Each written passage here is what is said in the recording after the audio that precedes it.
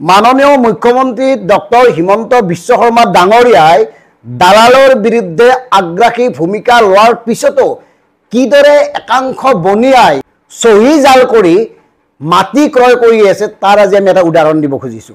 এতিয়া ৰাজ্যৰ বিভিন্ন প্ৰান্তত 6 লেন 4 লেন 8 লেন পথ নিৰ্মাণ হৈ আছে আৰু এই ৰাস্তা নিৰ্মাণক কেন্দ্ৰ কৰি মূল পথৰ দুয়োপাৰে থকা ভূমিত এতিয়া চকু পৰিছে বণিক গোষ্ঠীৰ আৰু একাংশ দালাল চৰকাৰী বিষয়াক মেনেজ কৰি বুজাবুজি কৰি বক্ৰপথৰ এই ভূমি ক্ৰয় বিক্ৰয় চলি আছে। ইয়াৰ তথ্য ভিত্তিক উদাহৰণ আমি আপোনালোকক জনাব খুজিছো আৰু আশা কৰিম এই ক্ষেত্ৰত মুখ্যমন্ত্ৰী ডক্টৰ হিমন্ত বিশ্ব শৰ্মা ডাঙৰীয়াই বিশেষ পদক্ষেপ গ্ৰহণ কৰিব।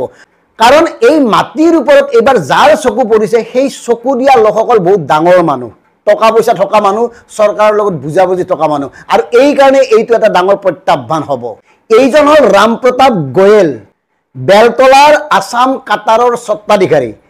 এই ৰাম প্ৰতাপ গোয়েল আৰু তেওঁৰ দুগৰাকী ভাতৃয়ে মিলি কেনেকৈ চৰকাৰী বিষয়াক মেনেজ কৰি দালাল নিয়োগ কৰি আসল লোকৰ সহি জাল কৰি মাটি ক্ৰয় বিক্ৰয় কৰিছে তাৰ প্ৰমাণ আমি আপোনালোকক জনাব খুজিছো। এই ৰাম প্ৰতাপ গোয়েল আৰু তেওঁৰ ভাতৃ মনোজ কুমাৰ গোয়েল আৰু ভীমচান গোয়েল এওঁলোকে হাজো ৰাজচক্ৰৰ অন্তৰ্গত 2 নং কুলাতি গাঁৱত 5 বিঘা মাটি মানে মূল পথৰ কাষত থকা মাটিবোৰ চাওক। এই 5 বিঘা মাটি তেওঁলোকে মানে আসল ব্যক্তিৰ সহি জাল কৰি ক্ৰয় কৰিছে অফিচাৰক মেনেজ কৰি। 2 নং কুলাতি গাঁৱৰ চাৰিওত 23 নম্বৰ দাগৰ এই 5 বিঘা ভূমি ক্ৰয়ৰ ক্ষেত্ৰত সকলো চৰকাৰী নীতি নিয়ম জলাঞ্জলি দি বক্ৰপথেৰে মেনেজ কৰি দালালৰ হতুৱাই একাংশ বিষয়াৰ লগত বুজাবুজি কৰি গোপনে ক্ৰয় কৰিছে।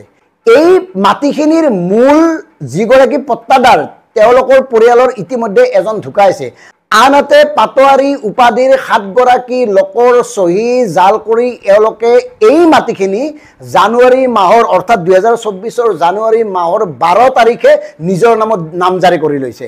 পাটোৱাৰী পৰিয়ালৰ সহি জাল কৰি জানুৱাৰীৰ 12 তাৰিখে 268/2024 ৰেজিষ্টাৰ দলিল যোগে নামজাৰি কৰা এই ভূমিখিনিৰ নথিপত্ৰ সম্পৰ্কে সঠিক তদন্ত হোৱাটো এতিয়া স্থানীয় ৰাইজে বিচাৰিছে। এই গোয়েল আৰু তেওঁৰ ভাতৃদ্বয়ে ইতিমধ্যে আসল মালিকক মেনেজ কৰিবলৈ বিভিন্ন ভয় ভাবুকি আৰু লোভ পৰ্যন্ত দিছে। হয়তো সেই সময়ত বিত্তবান গোয়েল আৰু তেওঁৰ 2 ভাতৃৰ ভয় ভাবুকিয়ে হওক বা টকাৰ লোভত পৰিয়ে হওক পাটোৱাৰীৰ পৰিয়ালটোৱে বুজাবুজিত উপনীত হ'ব পাৰে। কিন্তু আমি ক'ব খোজা কথাটো হ'ল কিদৰে তেওঁলোকৰ সহি জাল কৰি মাটি ক্ৰয় কৰিবলৈ সক্ষম হৈছিল এই গোয়েল পৰিয়ালে। কোন কোন বিষয়া আছিল চৰকাৰী, কোনে সহযোগ কৰিছিল, কোন দালালৰ জৰিয়তে এই কামবোৰ সংঘটিত কৰা হৈছিল, এই সকলোবোৰ তদন্ত কৰা উচিত। কিয়নো মুখ্যমন্ত্ৰী ডাঙৰীয়াই দালালৰ বিৰুদ্ধে যি আগ্ৰাসী মনোভাৱ গ্ৰহণ কৰিছে তাৰ বিৰুদ্ধে এওঁলোকে মুখ্যমন্ত্ৰীৰ সিদ্ধান্তক বুঢ়া আঙুলি দেখুৱাই মানে দিনৰ পোহৰতে মুকলিভাৱে এইদৰে যদি 2 নম্বৰী কাম কৰে তেতিয়াহ'লে এই 2 নম্বৰীৰ সাম্ৰাজ্যখন কোনে বন্ধ কৰিব?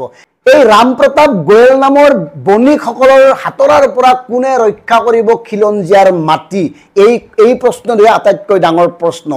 কাৰণ ৰাম প্ৰতাপ গোয়েল জাতীয় লোকসকলে এতিয়া সৰ্বস্তৰৰ ভূমিৰ ওপৰত তেওঁলোকৰ চকু। বিভিন্ন ঠাইত নিৰ্মাণ হোৱা ৰাস্তাৰ দুয়োপাৰে থকা ভূমি ক্ৰয়ৰ কাৰণে তেওঁলোকে তৎপৰ হৈ পৰিছে আৰু তাৰ ফলস্বৰূপে হাজোৰ কুলাতিত থকা এই 5 বিঘা মাটি তেওঁলোকে বিভিন্ন চল চাতৰি 2 নম্বৰীৰে ক্ৰয় কৰিবলৈ চেষ্টা কৰিছে আৰু এই সকলোবোৰ তথ্য পোহৰলৈ অহাৰ পিছত তেওঁলোক তৎপৰ হৈ পৰিছে আসল মালিকক মেনেজ কৰাৰ বাবে। আমি বাৰে বাৰে কৈছোঁ হয়তো আসল মালিকসকলে বিত্তীয় প্ৰলোভন বা বিভিন্ন ধৰণৰ ভয় ভাবুকি পাব পাৰে আৰু তাৰ বাবে তেওঁলোকে সৈমান হ'বও পাৰে। কিন্তু আমাৰ স্পষ্ট কথা, সাধাৰণ জনতাৰ স্পষ্ট কথা, কেনেকৈ তেওঁলোকে এই জালিয়াতি কৰিবলৈ সক্ষম হ'ল, কেনেকৈ তেওঁলোকে এই পৰিয়ালৰ লোকৰ সহি জাল কৰিছিল, কাৰ হতুৱাই কৰিছিল, কোনে সহযোগ কৰিছিল আৰু এই বিষয়াগৰাকী কোনগৰাকী ৰাজচক্ৰ বিষয়া বা কোনগৰাকী মণ্ডলক মেনেজ কৰি এই ধৰণে হাজোৰ কুলহাটী অঞ্চলক বণিক গোষ্ঠীয়ে ভূমি ক্ৰয়ৰ নামত কেলেংকাৰী সংঘটিত কৰিছে। এই কথাবোৰ পোহৰলৈ অনা উচিত আৰু DKB ব্যক্তি আমি আপোনালোকক স্পষ্টভাৱে জনাও যে অনাগত সময়ত পিট পিটকৈ তিল তিলকৈ প্ৰতিটো কথা তথ্য প্ৰমাণ সহকাৰে আপোনালোকৰ সন্মুখত উপস্থাপন কৰিম। ধন্যবাদ।